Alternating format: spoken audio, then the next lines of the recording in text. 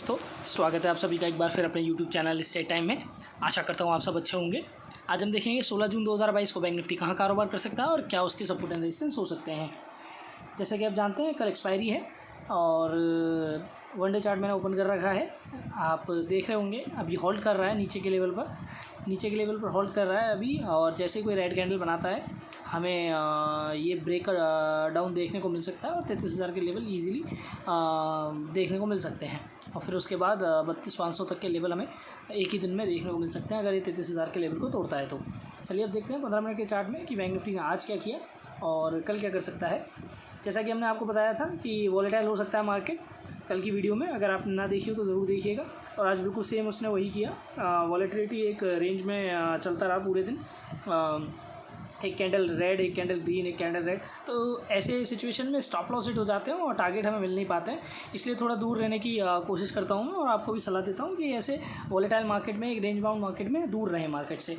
ज़रूरी नहीं कि आप रोज़ प्रॉफिट कमाएं, लॉस ना देना भी एक अच्छा ट्रेडर की निशानी होती है, तो उस बात को ध्यान रखिएगा।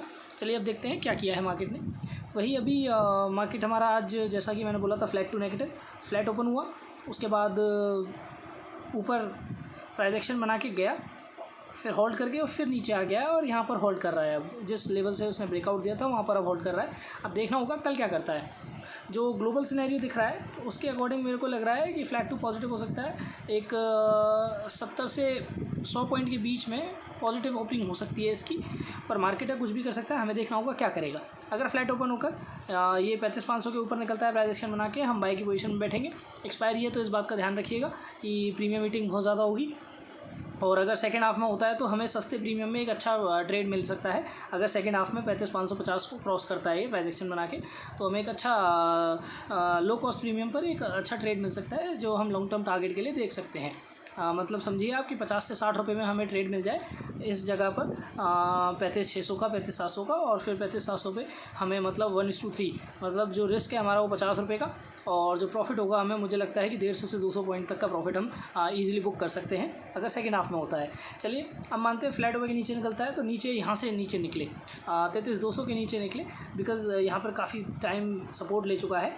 तो अब यहाँ से अगर नीचे निकलता है प्राइस एक्शन बना के, वही अगर सेकंड हाफ में जाए तो वेल एंड गुड, वो ज़्यादा अच्छा रहता है, बिकॉज़ वहाँ पर ट्रैप हो जाते हैं और फिर जब अपनी पोजीशन को स्क्वायर अप करते हैं तो एक अच्छा मूव देखने को मिलता है।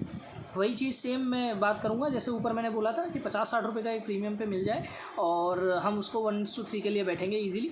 तो यही चीज़ है, प्राइस एक्शन बना के निकले। और अगर गैप अप ओपन हो जाता है और तुरंत निकलने की कोशिश करें तो हम छोटा सा रिस्क लेके 60 से 80 पॉइंट का रिस्क लेके 200 पॉइंट के लिए बैठेंगे। और अगर मान लीजिए फ्लैट होके नीचे निकलता है तो इसके नीचे निकलता है प्राइस एक्शन बना के, तो 23,000 के लेवल के लिए हम इजीली बैठेंगे। तो यही 60 से 70 पॉइंट का स्टॉप लॉस लेकर।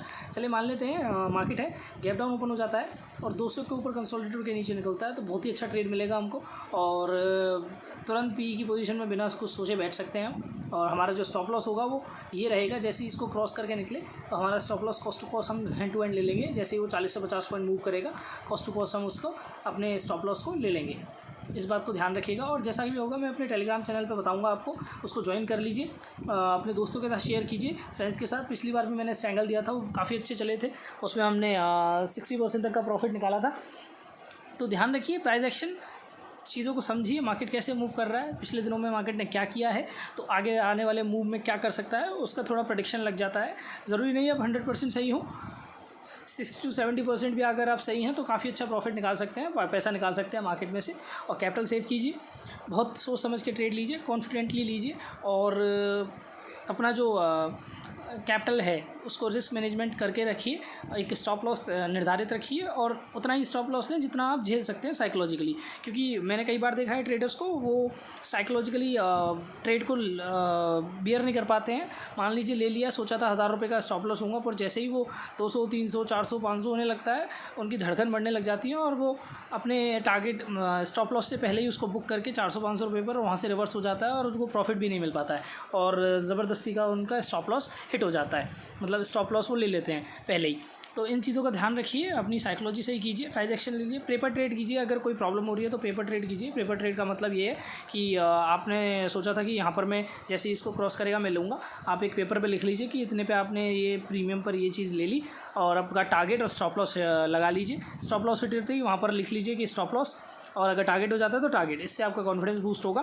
तो इन चीज़ों को करिए, बैक टेस्टिंग कीजिए और ऐसे ही देखते रहिए, समझिए चीज़ों को, लर्निंग पर ध्यान दीजिए। लर्निंग इज़ अर्निंग, तो इस चीज़ पे ध्यान रखिए। बहुत बहुत शुक्रिया आप लोगों का। और कोई भी बात हो, कैसी भी एडवाइस चाहिए हो, कुछ भी मेरे लिए सजेशन हो तो please comment, do comment. Okay, thank you.